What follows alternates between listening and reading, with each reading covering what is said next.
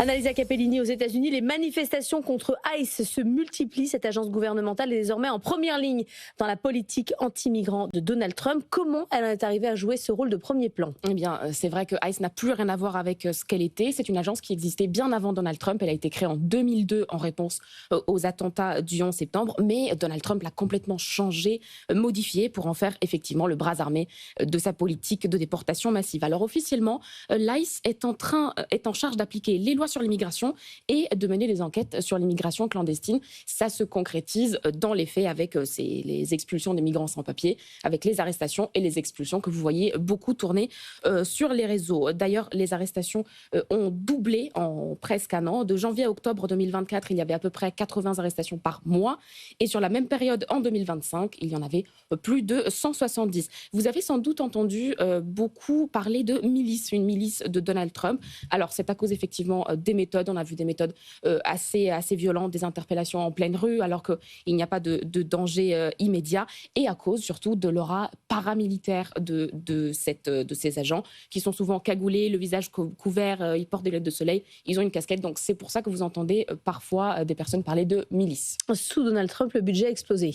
Effectivement, Donald Trump a choisi d'allouer 170 milliards de dollars sur 4 ans à la lutte contre l'immigration. Et donc, cette agence en est une pièce cruciale. Juste pour vous donner un chiffre, il y avait 20 000 agents dans cette agence avant l'arrivée de Donald Trump au pouvoir. L'objectif, c'est d'en recruter 10 000 de plus. Et donc, le budget dédié au recrutement, lui aussi, a explosé avec 100 millions de dollars sur un an consacrés à ce recrutement. Et puis, c'est très intéressant de voir les méthodes en fait, du recrutement. Il y a une note interne qui a été trouvée par le Washington Post, consultée par le Washington Post, qui nous dit que le recrutement se déroule par 2 canaux principaux.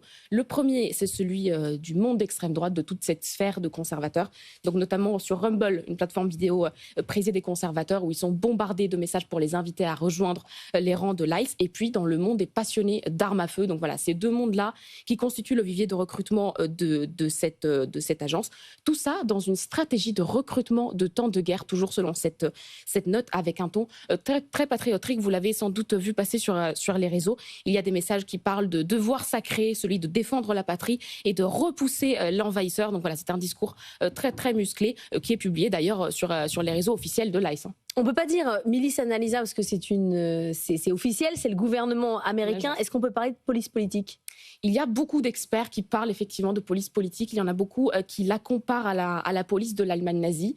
Ils parlent d'une police politique qui cible uniquement certaines communautés et qui est protégée, au contraire encouragée par le pouvoir quand elle commet des exactions contre ces minorités. Évidemment, ici, on parle des minorités racisées, des minorités d'Amérique latine. Il y a notamment l'ex-maire de Minneapolis, au Minnesota, Betsy Hodge, qui en a parlé à un journal italien, La Stampa, et qui a dit que la preuve, c'est que en fait, ICE n'arrête jamais des migrants européens, canadiens, et le but, c'est donc celui de détruire effectivement les communautés racisées.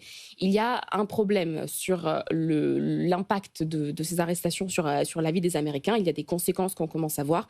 Les Américains s'inquiètent désormais de ces méthodes. Un adulte sur 3 considère que l'administration en fait trop sur les expulsions. C'est beaucoup plus qu'il y a un an, c'est 10 points de plus qu'il y a un an, et il y a seulement un tiers des Américains qui approuvent désormais ces méthodes-là. Donc il faut peut-être que Trump réfléchisse, considère bien ses options avant les midterms. Merci Annalisa Capellini. Le Monde qui bouge, c'est à retrouver en replay, en podcast sur l'application BFM Business. Et vous lancez un nouveau podcast avec Mathieu Jolivet. Ça sort tous les jeudis. Ça sera quoi ? Ça s'appelle L'Ordre du Monde, et donc on prend une vingtaine de minutes par semaine sur podcast, sur YouTube, donc sur toutes les plateformes d'écoute, pour refaire un petit peu le monde, pour zoomer, dézoomer sur les actualités de la semaine et vous donner peut-être quelques indications sur ce qui va se passer dans les prochaines semaines, dans les prochains mois. Vous décrypterez les cartes aussi. Absolument. J'adore les cartes, ça raconte tellement de choses. Ça c'est Mathieu Jolivet, grand spécialiste des cartes. Tous les jeudis, le nouveau podcast d'Annalisa Capellini et de Mathieu Jolivet, ça s'appelle L'Ordre du Monde.